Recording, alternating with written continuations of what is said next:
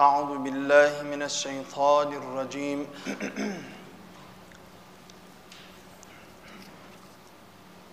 بسم الله الرحمن الرحيم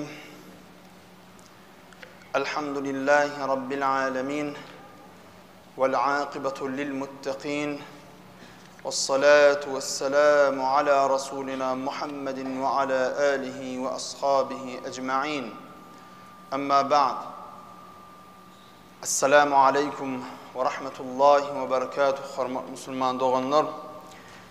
Allah'ın tebarek ve teala'nın o taqı cumavununu ediyen ve etcek taa'dı o vaadetlerini di, etcek duayı dileklerini di ve bugünlerde beriyen hayru hasanatlarını di öz dergahına kabul eylep, edilen hayru hasanatlarda riya üçün değil, fi sebilillah Allah üçün edenlerden olup Allah-u tebarek ve teala ol salih amalları öz dergahına kabul eylep, rahmet edip radi olup Peygamber aleyhissalatu vesselam şefaatine nail eylegen bennelerinden eylenirsin. Ve rahmetine duçar olmaklık için, Resulullah'ın şefaatine varmaklık için Allah'ın ve Resulünün radi olun görünüşünde yaşamaklık her birimize nesip eylenirsin. Amin ya Rabbel alemin. Biz cemaat geçen cumamızda ava olamaklığın düzgünler vardı, vaad etmekliğe başlaptık. Sonra av etmeklik, asıl iyimeklik doğru olan mallar, iyimeklik doğru olmadık mallar vardı. Ve av etlerinden hem kavr yağdaylar vardı, vaad ediptik. Ve zebh-i ihtiyari ve zebh-i iztirari diyilen yere gelip hem vaadımızı tamamlaptık. Yani zebh-i ihtiyar diyeni, ihtiyarın bilen damak çalmaklık. Yani av avlananı damak çalmaklığın bilmeli. Yani avda olsun, daşında olsun, asıl damak çalmaklığın şertlerine geliptik de. İhtiyarın bilen çalınyan damak, oğlum zebh-i ihtiyari. Onu her kimen biliyor. Bir gıyfacık düşünürüp düğüm, ihtiyarın bilen çalınan damak, ödün güyülüp çık, net edip çık. Maallar, kiçi mal olsun, ulu mal olsun, ya kiçi oğunuk, tavuktur, şuna mendestatlar olsun. Ulu malla, koyunlar geçedir sığırda, 4 tane damar kesiliyor deydik. Damar deyilene bizim kastediyen damarımız, asıl damar 2 şah damarı ve eyleki ikisi de, 3. 4. de kekirdevuk, hova geçen ve burada kızıl ödük, su yudiyan, nahır yudiyan damarı. Şoların 3'üsü de kesilse olya deydik. Yani 2 şah damar kesilmesi şart. Şu damak çalmaklığın kavr ödünün 6-7 sanık şerti var. Onun şu damak çalmaklığın şertini düşündürüyle inşallah 6-7 sanık şertini. Damak çalmaklık için nemeler gerek? Kim damak çalıp biliyor, kim damak çalıp bilmeye, kim çalsa haram oluyor, kim çalsa halal oluyor, nehil yağda çalsa halal oluyor, nehil yağda çalsa haram oluyor. Şunu düşündürüyle, sonra da zebh-i iztirari, ihtiyarın bulman damak çalmaklık var. Oğlum 3-4 görünüş, ihtiyarın da bulman kavr tehlike düşüp damak çalmaklık, ona musulunu düşündürüp, onun avun 3 hili görünüşü var, av etmekliğin, hayvan bilen, torduzok bilen ve güllü ok bilen. Onu inşallah şu cumamızda tamamlar. Bismillahirrahmanirrahim. Damak çalmaklığın görünüşleri diyeceğim abi. Şertleri. Birlen şerti, damak çalyan adam akıllı olmalıdır diye. Değerli ya bir gep manasını düşünmeyen çağacık çalaydı, bir sözü düşünmeyen çağa çalaydı, onun ol haram oluyanlar diye. Ya da ayyaş olup, yani araktan piyan olupdur, lül piyan içgili, damak çallı, şu çalınan canlığını iymeklik haram edeceğim abi. Kala damak çalyanın akıllı olması, durgunluğu, dur kellede olması şart. İkilenci, damak çalyan adam musulman olmalı. Dur kelleli olanların, trezvi olan bilene musulman olması bolanak. Musulman olmalı ya da kitabi olmalı. Kitabi olmalı yani ehl-i kitaptan olmalı. İncil'e inanan Hristiyanlar, Musa aleyhisselamın kavmin Tevrat'a inanıp Tevrat'a izne düşenler olur. Näme? Museviler değil ya, Yahudiler değil ya. Şular yani ehl-i kitaptan gayr din olsa, onun ziyanı yok. Yani onlar doğru Tevrat, İncil'in üytködülönlüğünden biliyat, biz haberli ondan, kan gereğinden artık zatlarda biz haberli ama asıl Allah'a inanıyorlar deyipti. Ortada bir şirk koştular ya da hani akide şertlerine Müslüman olup şirk koşanak da ol. Kişilikten asıl Allah'ını biliyordu, gayr din, dini gayr. Yani dini asıl düyüp ilahi kitaplara dayanyan bolsa, ehli kitap bolsa, o çalsa doğrudur deyipdir. Yönü bu da çokunyan bolsa, agla ve bölüğüm Hindilerde var, biram Xitaylarda var, biram Japonlarda var. Global yurt olup ata-babalarından gelen bu da çokunyan milletçiler. Şular çalsa ya da başka millet bolany bilen bu da çokunyan bolsa, Allah'tan başında Hudaý diýen bolsa, şolaryň damak çalan eti, mali haram yemeklik edeceğim abi. Üçüncü, damak çalacak wagtyň Bismillah, Allahu Ekber diýmeli. Indi şunu gowduk kalplendiňler. Hudaýyň adyny tutup çalmalydyr. Eger Hudaýyň adyny tutulup çalınmasa, onu dogry däller, haramdyr. Bir adam damak çalsa, gapdalyna Bismillah, Allahu Ekber diýse, şolom dogry däller. Damak çalýanyň özü diýmekligi şertdir. Çalýanyň özü diýmelidir. Gapdalynyň diýeni bilen halal bolmaýa, her mala bir Bismillah, Allahu Ekber diýmelidir. Meselem 100 tane goýunyň damagyny çalýa, 100 tane goýunyň damagyny çalýan boldan hersine bir Bismillah, Allahu Ekber diýmelidir. 100 tane Bismillah, Allahu Ekber bolmaýa. Yani 100 tane hersine bir Bismillah, Allahu Ekber diýme, 100'üsine bir Bismillah, Allahu Ekber bolmaýa. Her biriniň damagyny çalanda Bismillah, Allahu Ekber diýmeklik şert edýjem. Halal bolmak üçin. Qarad Bismillah, Allahu Ekber diýilen mal halal, bilgeçliğin Bismillah, Allahu Ekber terk eden bolsa diye. Eger damagy çalınan bolsa ol haramdır. Damak şu bol bolsa ýaragada gow edip damagy çalynypdyr, gül ýar edilipdir, hemme hapagaly çykypdyr. Ýöne bilgeçliğin Bismillah, Allahu Ekber diýmedik bolsa haramdır diýipdir şol malla. Dördüncü, Bismillah'ni damagy çaljak malyna damagyny çalmak niyeti bilen malyň damagyny çaljak wagtyň diýmeliler diýe. Bismillah, Allahu Ekber diýende damagyny çalmak niyeti bilen şol wagt ýerine diýmeliler diýe. Eşiňe ýeňde Bismillah diýip iň ýanyndan damak çalsaň dogry däldir diýipdir. Çünki sen ol Bismillah'ni eşiňi geýmek üçin aýtdyň.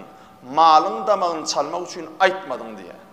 Yani her bir işte bir Türkmen ağa tügelemem bir enligeden adamlar Bismillah, Allah, Bismillah her bir zat balak geysin fagayagy bilen Bismillah, Allah, bir hoş geysin fagayagy bilen Bismillah diýip bir zat iş edende bir iş etjek bolanda Bismillah diýen. Ýöne şu iş etjek bolýanyň üçin Bismillah diýen bereketli bolsun diýip. Ona geçen ak diýär şo.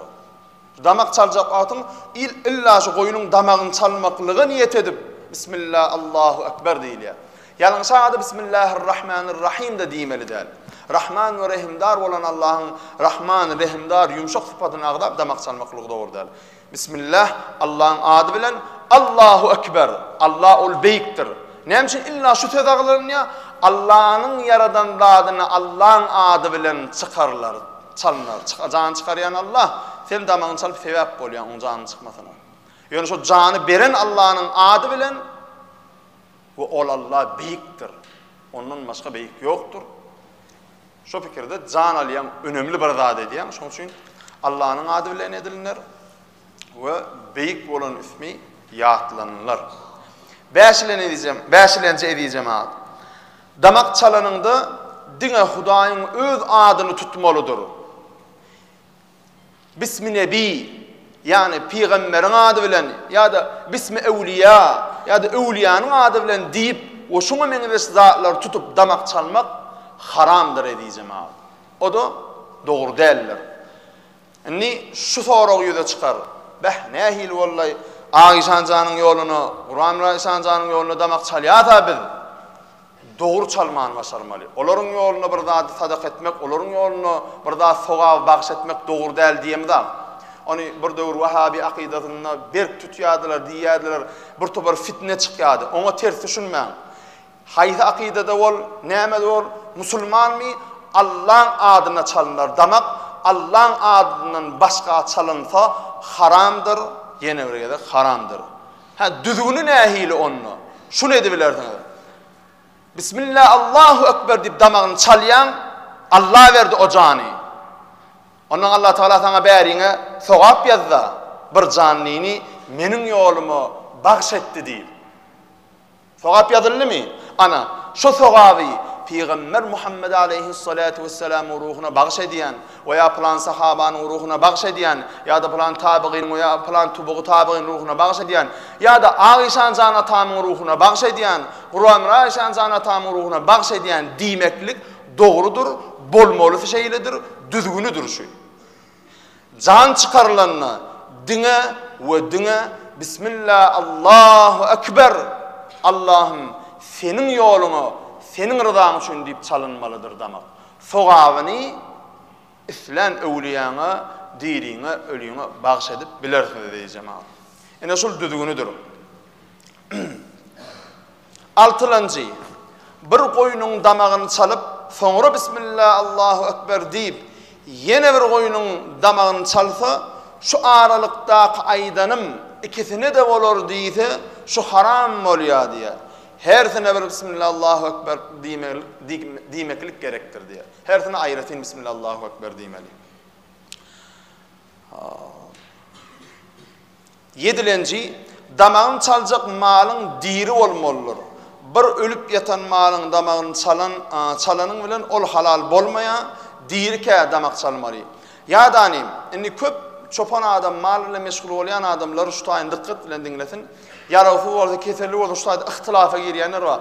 Ay dirde öydüyen, gıymıllayad öydüyen ya, öydüyen olsa bolana diyeceğim ha. Dikkat bilen dinlen.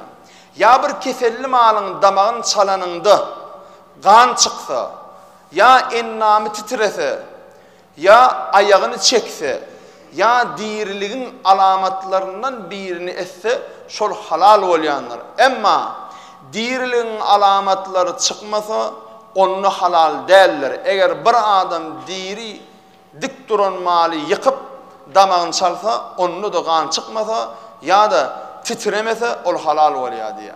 Çünkü başta onun diriliği bellidir diye. Gözünün onu dirke yıktı da. Yani şu aydılanların hemmeti ıhtiyarın bilen damak çalmaklığa değişli olan zatları diyeceğim abi. Üns verip dinlerseniz ve bir zatları öğrenip doğru damak çalmaklığın uğrundasınız deyip umid ediyor. Damak çalmanın ikilenci bölüğü zebhun iztirar diye. Bu adamın erkinine bulmadık mallarda olayanlar. Mesela bir sağır ommalon halinde kuyağa açıptır. Erkinde derler, damak çalınacak yeri sana layıkta, sen onu çıkaryan çağın, sen onun öleceği diriliği belirler. Tehlikede duranda hatta, arkayın duranda hatta derler. Ommalon halinde kuyağa açan olsa, çıkarıp da bolanak, hiç gel mümkün değil. Çıkaryan çağın ölecek olsa, şu yağdaydı, şunun bir yerinden kan çıkarsan diye, şu yetiktir diye. Şol halal olayanlar diye. Indi kan çıkarmak için 4 tane şart tapılmalı. Indi bir mal çukura çıktır, damağın sen töwerüňde değil, çıkarmaklığı mümkün değil. Yekejoyun dayawır öküz kaçıptır da ana. Bir yerini kömege çağırıp çıkaryan çağın can çıkacak, ölecek demegip ya bir zat edip şol ýagdaýda bir yerinden elin yetýän yerinden bir yerinden kan çıkarsan şu halal bolýar diye. Ýöne şu tehlikeli yankıyalık çıkkınsa diyağdaydı bir yerinden kan çıkarıp halal edecek olsam 4 tane şert tapılmalıdır diye. Şu 4 şert tapılanını damağından başka yerde çıkkınsa diyağdaydı kan çıkarıp halal edip oluyor. O şertlerim şular. Şol kuyağa kaçan malın damağını çalıp bolmayan olmalı ya. Damağını çalmaklık mümkün değil. Damak çalacak yerde sana yetip bolmayan olmalı. Yani kelleti aşağıda olmalı, göğreti yukarıda olmalı. Damağı yukarıda olup, damağın çalmağı mümkünçülük bolsa, onu damağın çalmak şerttir diye. Onu edir şu, kellet sana damağın çalacak yerin, sana töwerüňde bolsa, o çukurga dama görünüp dursan, üstün o hapalanacak, yen etcek yöne, çıkkınsa diyağda sen damağın çalaýmaly. Eski çalacak olup, on haram ölerine karışacak olup durmalı. İkilenci şerti, şol kuyağa kaçan malı, yarasalıp kan çıkaracak adam akıllı olmalıdır, çağacık ya da değerli yarasalsa bolmaya. Yani oraya mı? Damağına çalıp bolanak. Yani bir yerine kan çıkarsanız halallanıyor dedik de, şonu sağdan adam, durkelleli Müslüman adam etmeli şonu. Çağacık ya da bir akıllı kemin yeri var, bir yerine kan çıkardı, o halal olmaya diye. Üçüncü, yaratalacak adam Müslüman olmalı ya da kitabi olmalı. Yani ehli kitaptan olmalı ya da Müslüman olmalı. Dördüncü, yaratalyan adam Bismillah Allahu Ekber diýmelidir. Şol mala yaratalan wagtyň Bismillah Allahu Ekber diýmeli we niretinden çyksa da ganam akmalıdır diýe. Ýöne çygylyp, meselem bir ýerine bıçak urduň, çygylyp gan akmasa dogry däl. Şeýle bir ustad görnüşde bir damarynyň bar ýerlerinden akylly adam Bismillah Allahu Ekber diýip bir ýerini kesmeli, damagyny çalmak mümkin nälen sen we bir ıhtırary sen ihtiyaryň bilen çalan akdany. Ýöne şo musulman adam çalmaly, akly durgun adam çalmaly, ýöne damak şo gan çykaranyna bir gan bir şo kesen wagtyna gan akjak ýerinden kesmeli, o gan akmas şertdir diýe.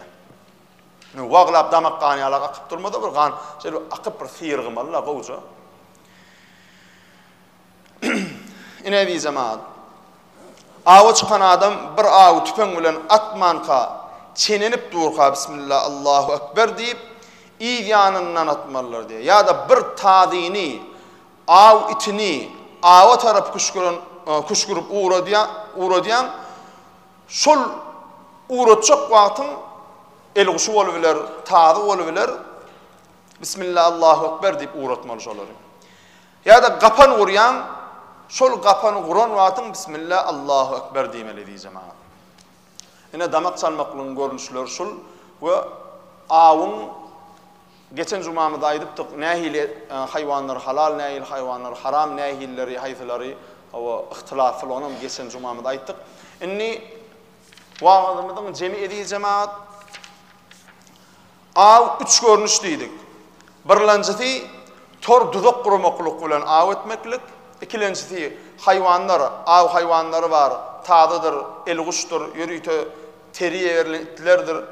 Awa şol görnüş üçülenjem atmaklyk bilen, tüpeň gülle ok bilen. Inni şolaryň hem özüniň şertleri bar, özüniň düzgünleri bar diýjem. Ýöne öňünden bilmeli zadymy näme? Üç görnüşiň haýsy bolsun? Haýwan kuşgurdyň Bismillah Allahu Ekber diýip kuşgurmaly. O duzagy gurdyňmy, tor gurdyňmy, şo Guran wagtyň Bismillah Allahu Ekber diýip gurmaly we tüpeňi ataňdan soň däl, atmakan Bismillah Allahu Ekber diýip onuň atmalary diýjem. Inni birlenjisi tor bilen duzak bilen aw edilýän haýwanlary kim tutsa şonuňky bolýandyr diýe. Tutmak iki hili bolýar. Biri ahzy hakyky, o birde ahzy hükmi diye. Ahzy hakyky diýeni belli zat awyň ayagyndan ya ganatyndan eliň bilen tutup barýan. Belli bolup eliň bilen tutup barýan. Ahzy hükmi bir adam aw üçin bir duzak gurýar. Özde aw awlamak üçin gurmasa da tapawdy ýokdur diye. Şoňa aw düşdi. Şol aw şol toruň eýesininki bolýandyr. Çünkü tor diýilen zat diňe aw üçin gurulýandyr. Niyeti diňe aw üçin gurulýar da tor, başga zat üçin edilen al. Niyeti diňe şo aw üçin bolan üçin şo guranyny awyň tor guranyň bolýar. Emma bir adamyň tory öl bolup guratmaklyk üçin atsa, ya da hapa bolupdyr, şonu guratjak bolup ferq goýan bolsa, onda bir aw düşdi-de. Niyetine bak, aw tutmaklyk üçin dälli. Niyetine nämedi? Şon ferq goýanyny, asyp goýanyny hapady ýuwupdyr, o guratmaklyk üçin asyp goýupdyr. Şol aw toruň eýesininki bolmaýandyr diýe. Başga bir adam onu baryp tutsa, şol tutan adamyňky bolýar. Tor gurup aw niyeti bilen araslamaklyk niyeti bilen ýa-da başga bir awdan başga bir niyeti bilen asyp goýupsyň, onda bir aw düşüpdir, onuň başga bir ýerge gelip alypdyr. Senem gabat geldiň de amenki dip duzap ýatmalylar. Sen toruň öýdän medise sen özüň almalylar. Men muny aw üçin gurmanyň. Men muny araslalyk üçin asyp goýupdym. Sen näse banken netim başga da sen kip aw diýip şo tutana bermeli. Bir adam bir çadyr dikse diýipdir. Şonuň çadyryna bir aw girse, şol çadyry aw üçin diken bolsa, şol awy alyp bilýär. Aw üçin dikmedik bolsa, ýöne şeýle bir din çalmak üçin, ýene bir näçe üçin diken bolsa diýe çadyryny. Onu alyp bolmaýar diýipdir onu. Çadyryň eýesi onu alyp bilmeýär diýipdir. Çünki aw üçin dikmedi o çadyryny diýipdir. Bir adam bir tor gurya, elbette o çadır gurupsyň, öne bir pikniğe barypsyň, bir çağlaňlan çay çorugy men aw niýetin ýok. Ona da çykypsyňyz da bir çeşmeň başyna gelseň bir owlajuk giripdir ya togşan giripdir tutduňmy aw üçin niýet etmäniň Allah üçin goýberşi awy. Çünki sen aw üçin niýet etmediň onu. Goýberdiň kede gabat gelde atda goýber. Ona deseňiz ýok, onu göni ýersiňiz wal imeller haram dogry däldir diýsem. Türkmeniň ýelde bir zat üstde goýbermeýär-de. Menki men jaýymda tapyrly diýär-de bu göni. Ýöne şeýle däleken torma düştü öýüme girdi diýmeller. Guroňda aw üçin gurmadyk boldan şo çadyryny özüňki bolanak goýber diýsem. Goýberde mert boldan ylgap gowlapdy dony. Bir adam bir tor gurya, ya bir aw tutulýan duzak gurya, şol duzaga bir aw düşdi, şonu başga bir adam gelip alsa halal bolmaýar, haram bolýar. Bir adam ýürüýti, aw niýeti bilen tor gurupdyr, duzak gurupdyr, çeňmek gurupdyr, aw niýeti bilen. Şoňa düşen aw alyp gurulanyna mani forum oluyor, tapan adam, tutan adam, aw üçin guran bolsa, eýetininki maňa halal bolanak diýip ellemeller. Birden ýa-ni asyl goýulan ýa-da çadyr bolsa ona pikirlenmeli. Aw gabat geldim bolýan, tory sen ýöne asyp goýduňmy ýa planmy diýip halalyny haramyna dikkat etmeliyiz jemaat. Diňe şol dudagyň eýesine halal bolýar. Şol awy dudagyň eýese baryp alsa, birden elinden sıpıp ýa-da haýwan bolsa sıpyp gaçsa ýa-da guşam bolsa uçup gaçyp gitse diýe. Başga bir adamam onu tutaýsa, soňky adam oňa eýe bolup bilmeýär. Ýa-ni men tutdum, ýa-ni elimde diýip gaçyp gitdi, getirerik diýmeller. Elinden bir sıptyrdım, aňardan hem goňşuň tutdy, senki däller. Goňşuň diýänim awda goňşuň nämişlen diýmem. Ekin ýerlerken bizde aw şu ekin ýerlerde köp bolýar. Men özüm tejenne mamamlar tejenne bolan köplünç gidýän, onuň ekin goňşu ekinler bar da. Aw tutady, onuň elinden sıptyrady, goňşum ellerindäkem gapy barsa getirmen tutdum diýmeller, sen sıptyrandan soň başga kim alsa şoňky bolýar diýsem. Aw birinji tutanyň bolýar. Birinji tutanyň bolan aşak geçdiňizmi başlan. Şol awy dudagyň eýesi baryp alsa, birden elinden sıpyp uçup ýa-da gaçyp gitse, başga bir adamam onu tutaýsa, soňky adam oňa eýe bolup bilmeýär diýe. Aw birinji tutanyň bolýar. Sebäbi onu tutdy, şoňa eýe boldy, soň gaçyrsa atyny ýa-da düýesini gaçyran adam ýani maly boşap gaçan ýaly bolýar diýe. Indi ediýsem, ýa men ýalňyş düşündirdim, bagyşlan. Aw men tutdum. Hususuma geçirdim, menki diýip yglan etdim. Şondan soň gaçdy, gaçandan soň tutanyň bolýar diýdim. Ýalňyşdym, bagyşlan. Birinji tutup eýeligine geçireninki bolýan eken. Edil goýunyny, sygyryny, düýesini ýa-da atyny ýitirýär. Edil şonu ýitiren ýaly bolýar. Birinji tutanyň bolýan eken. Ýa-ni men ýalňyş düşündirdim, bagyşlan diýjem.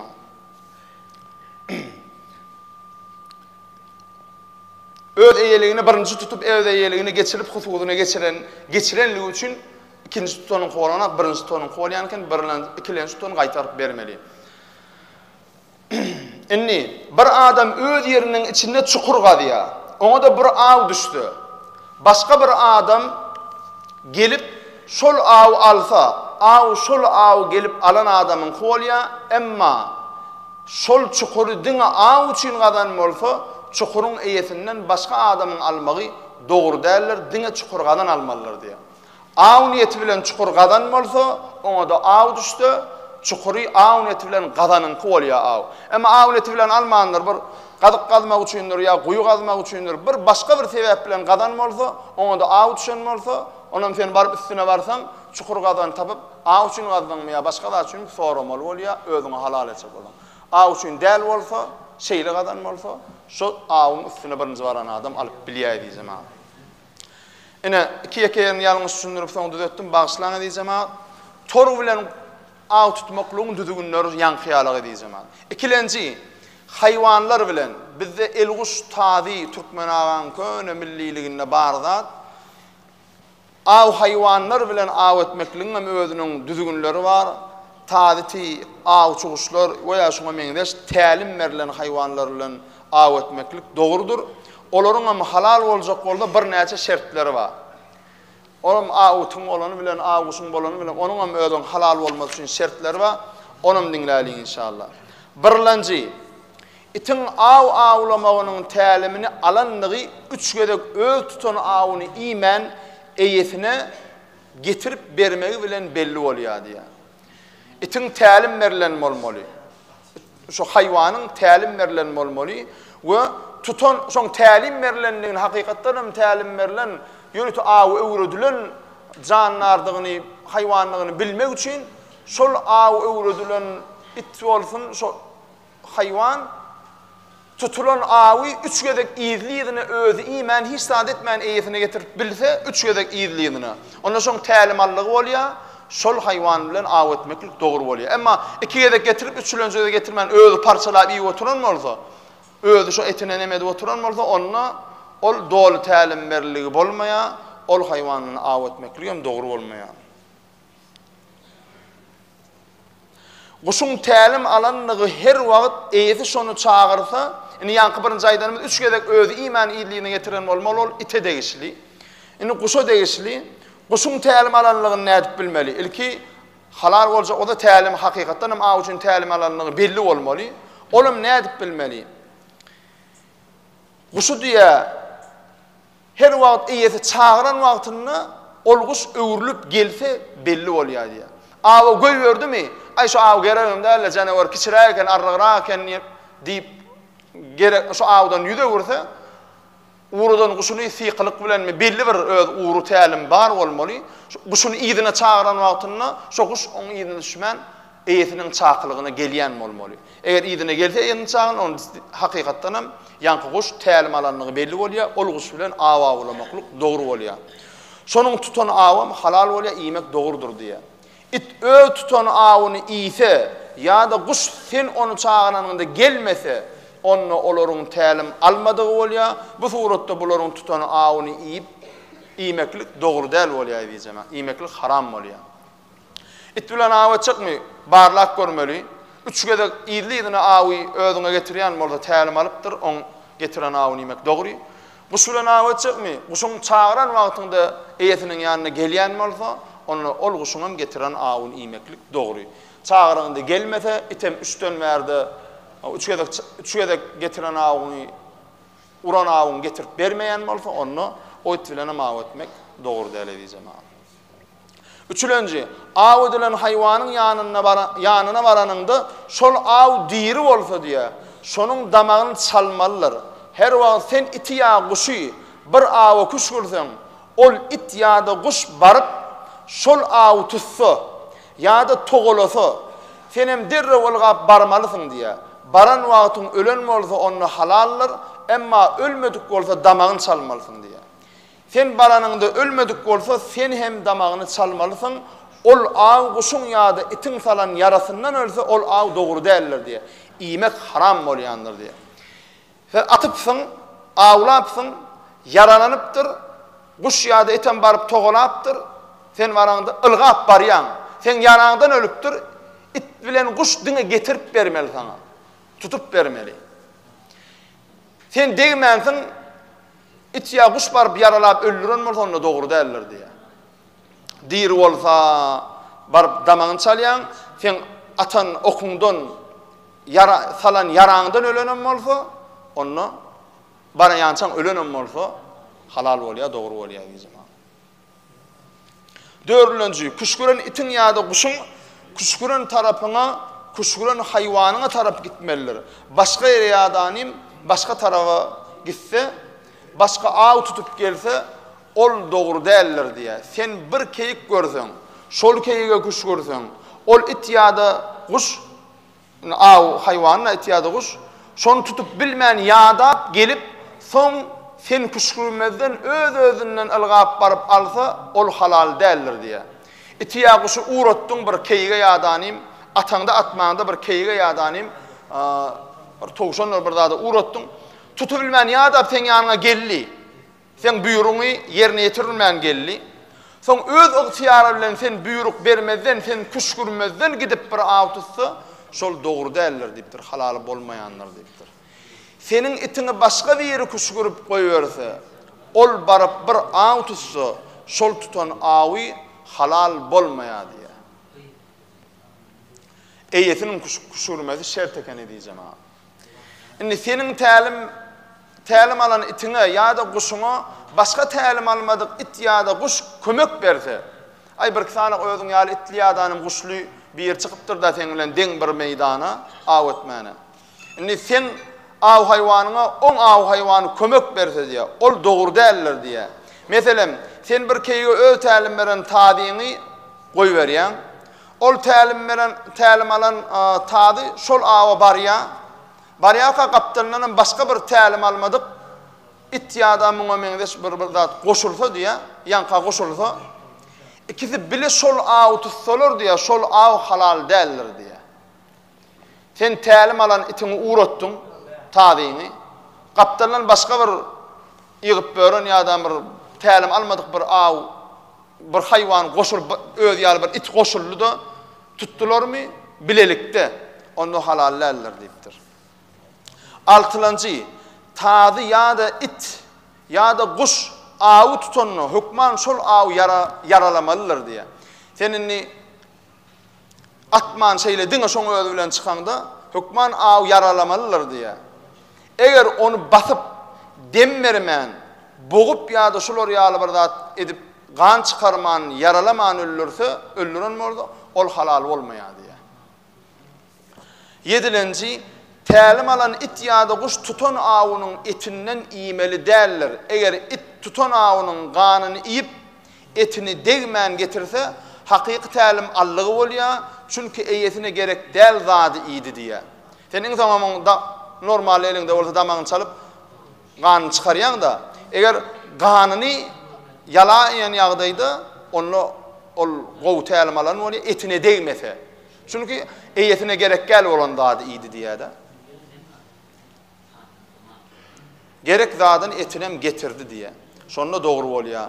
Itiňem hakyky tälimallygy bolýan eken. 8-nji, iti ýa-da guşy iý berýän musulman bolmaly, ýa-da kitabi bolmaly. Yani Allahyň her gaýdan kitaplarymyzda ananýan Hristiýan ýa-da Yahudilerden Musawi veya İsawi bolmaly. Aleyhissalatu vesselam. 9-nji, iý beren guşuň ýa-da itin eýlenmellerler. Biraz peşegödeniň ýa bir zat iýeniniň ziýany ýokdur diye. Şondan kän eýlenmellerler itin ýa-da guşuň kuşguray itin ýa-da guşuň kuşgurýan, olam onu kowalap tutup bilmän ýa-da oturup soň din jalyp diye. Täzin kowalap tutsa ol tutany halal bolmaýar diye. Haram bolýanlar diye. Şu din jalman kuşguran wagtynda tutup gelmeliler. O esli wagt eýlenip din jalyp ondan tutup gelse dogry bolmaýar diye. Emma ada uluk wagt bir bu peşe öder wagt ya da bir ada uluk bir lukman alagada bir kiyedek çeynep ýugdurluk wagt eýleneniň ziýany ýok diye. Ýöne köp wagt eýlense din jalyp täzeden gidip tutsa ol halal bolmaýar, dogry bolmaýar diye. Ene diýjem ikilenji gün haýwan bilen tutulşunam eşdiňiz. Inni Qyys gazgady jemaat üçlenji görüşünüm dinaýlyň. Üçlenji awa ulamagyň ýoly tüpeňler, güllöler bilen, ok atmaklyk bilen, tüpeň atmaklyk bilen aw. Onuňam awa awlan tüpeň bilen awlanjak bolsa bir näse halal bolmagy üçin bir näse şertleri bar, olary meşdeýliň. Birlenji awdan birlenji tüpeň bilen aw awlajak bolsaň bismillah Allahu ekber diýmelidir atmakan. Özü diýmän gapdylan bir diýse ol dogry däldir diye. Ýene de bir oky bismillah Allahu ekber diýip salyp, soň ol oky aýyryp başga ok salyp atsa, olam dogry däldir diye. Bira başga biriniň bismillah Allahu ekber diýip men gapdylan bismillah Allahu ekber diýip men atmasy dogry däl. Atýan bismillah Allahu ekber diýmeli. Oky salypdyr, bismillah Allahu ekber diýip çenenipdir. Soňam saý sebäp bilen gezip ýör awyny gidirdi. Ok aýyryp başga ok salan bolsa ondan bismillah Allahu ekber täden diýmeli. Diýmän çalsa dogry däl, atsa dogry däldir diye. Ikilenji, awdan gan çykmalydyr. Seniň atan okuň ýa-da daşyň zyňan bolsaň, ýa-da aýlap bir sim zyňypsyň, şeýdip kepter göwörçün awlayanlar bolýar sim zyňyp. Ata zyňan daşyň ýa-da demirin ýa-da agaçyň goşuňa meňdeş her bir zadyň şol awy degip şoňa yara salmaly, gan çykarmalylar diye. Ana şol wagtda dogry bolýar. illa en yakbida an talabis sayd diye. Tüpönglen şulöncü bulaydı yanım. Tüpönglen avuňy derrew alma bilen molmollar diye. Ilgap şonu almaklyk bilen molmoli. Onu atıp okuňy çalışyp başga awawlap soň alsaň haram bolýar. Attyň ay bir sür gurkakil gally da ýokary. Attyň bir gaçdy. Şu atanyň wa barıp şonu ilgap almaly, onuň ikilenjiň atmaly. Attyň ay sür var ýa içinde de 5 atar meselem ya goşo, içine ýene okbaly ikinjini goýýardyň mı haram bolýar. Edäýmeler, şu atan awyny barıp almaly, onuň ikilenji hyýallanmaly. Atan wadyny derrew şonu alma bilen molmollar. Şu ýerini musulman doganlar gaty üns berip hemişe dogry hereket etmeliler. Haram iman, halal ýejek bolmalylar diye. Şu wagtky mergenler näme diýerler? Tüpönglen awyny barıp alman, başga awa awlap, ondan soň ýene birini, soň ýene birini, soň ýene birini diýerlerdi. Soňamanyň esläp bolanlar diýip şu awa awlan ýoly bilen ýerlerdi. Awlan zatlaryny çöpläp alyp gaýdy. O haramdyr diýjem. Dogry däldir. Şonuň ýalydy wa bir kere awet satylanlaryny awet we aljakmy diýende soramaly. Belki o mergen o awçy şey diýip ýanky ýalydy we awlandyr. Şu düzgün bilen awlamadyk bolsa alyp awet barken satyn alyp iýermeliler. 5 alsanan awladym, soň çöpledim diýse almallaletini iýmeller dogry däl. Birini awladym, şeriata görä etdim, birini awladym, barıp alym, onuň awladym eýlekiler diýse bir-birden awlamady, onu dogry bolýar. Gören awet diýilse ene öňümizde bar da awet satyn alyp ýan, iýleýän wagt. Şonu serhesap bolmaly, dikkat etmeli diýjem. Dördüncü şert ediği cemaat, soňkysy, şol awlan awyň yarasyndan gan akmalydyr. Bir adam ok bilen ýa-da daş, demir bilen awlasa, yaralap gan çykarsa, şonuň bilen hem ölse, awlapdyr ýa demirläpdir, daşlapdyr, onuň yara düşüpdir, onuň hem gan akypdyr, şoň bilen hem ölen bolsa, onuň halallygyna hiç gurrun ýokdur, şonuň ölenini, ölmedigini biler ýaly. Tüpönglen badyna izinden ılgamalıdır diye. İzini ılgap, şu atan Allah'ın sana okuňa, mergenliňe, awyňa düşen mala eýe çykmaly, halal haramny ılgap bilmeli şonu. Ene bir cemaat, awyň ýagdaýlary şul ýaly. Bir adam bir guşatsa, onuň okuşaňa deýse diye, şol wagt ol ýere gaçman, atýan yere gaçana pasyrda ýa-da yaraty bolýar da. Başga bir ýerem şonu atsa diýe iýýany. Onuň okuda şoňa deýse, aw birinjiniň bolýar diýe. Ýöni özü iýip bilmeýän üçin, çünki birinji atanyň okundan öllümi ol, ikinji atan adamyň okundan öllümi şo belli däl bolýar. Ihtilafly bolýar.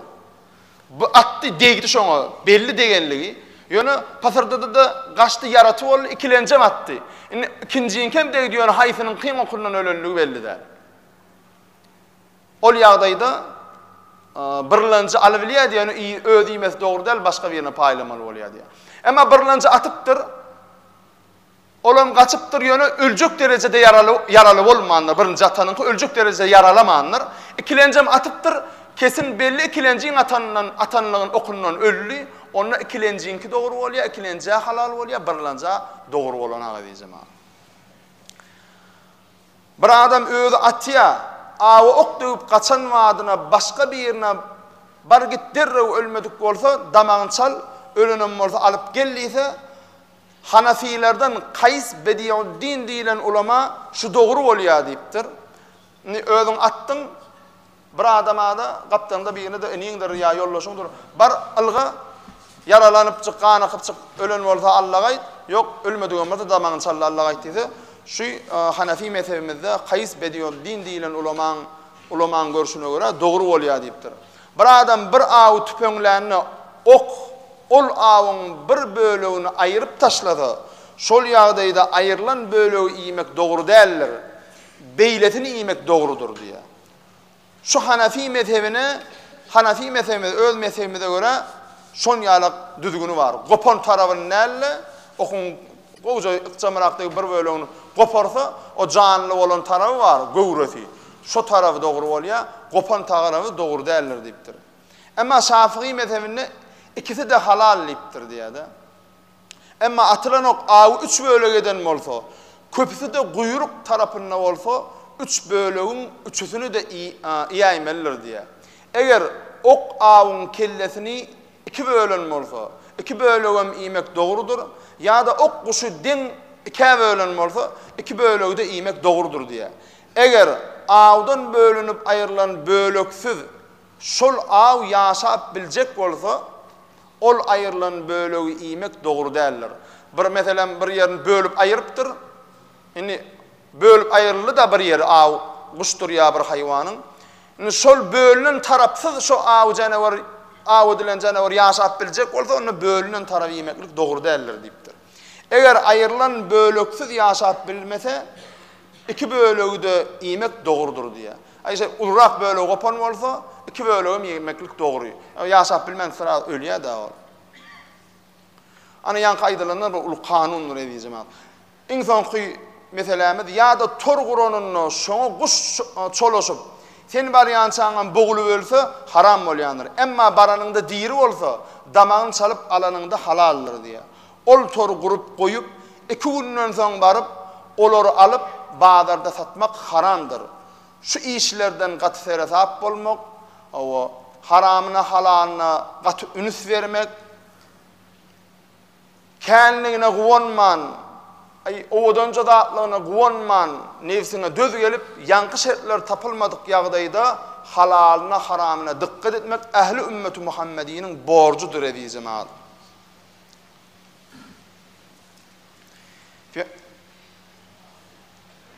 Haram ilen her bir lukma üçün kıyamatda cogap bermeli, şon günü ýada salmaly. Allah Teala näme diýär Kur'an-ı Kerimde inne wa'dallahi haqqun, Allah Teala'nın wa'dasy hakdyr diýär. Allah Teala näme wa'da berýär? Kıyamat gününe her bir eden işine sorag jogap ediljeksin. Şol gün ýadyňa salyp haramdan halallan o dikkat etmelidir. Haramdan gaçmalydyr, halala ýapyşjak bolmalydyr. وآخر دعوانا أن الحمد لله رب العالمين وصلى الله تعالى على خير خلقه محمد وعلى آله وأصحابه أجمعين الطيبين الطاهرين وعلى سائر الأنبياء والمرسلين برحمتك يا أرحم الراحمين. الله أكبر.